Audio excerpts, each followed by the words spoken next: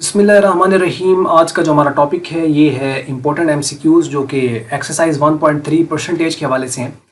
तो इसके ऊपर पिछले लेक्चर्स अगर आपने देखे हैं तो इन एमसीक्यूज़ को अब आप आसानी से सॉल्व कर सकते हैं अगर आपको कॉन्सेप्ट इसके हवाले से है तो अब इसमें हम एक्सपेक्ट भी आपसे यही करते हैं कि अगर आपने लेक्चर पूरे देख लिए तो आप इनको सॉल्व करें और कमेंट्स में आप इनके आंसर जो है वो हमारे साथ आप शेयर कर सकते हैं।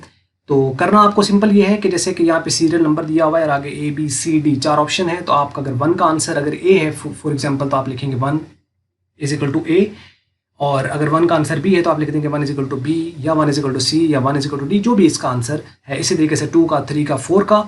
वीडियो को पॉज कर लीजिए और उसको आप पढ़िए सारे को, एक बार आप लिख लीजिए और चाहे तो आप कमेंट्स में शेयर कर सकते हैं हमारे साथ। तो बाकी इसके अगर आपको आंसर रिक्वायर हुए तो उसको हम इंशाल्लाह अपडेट कर देंगे फिर इसको डिस्क्रिप्शन टैब के अंदर, लेकिन आप कोशिश ये करें कि आप इसको खुद से सॉल्व करें तो वो ज़्यादा बेहतर रहेगा।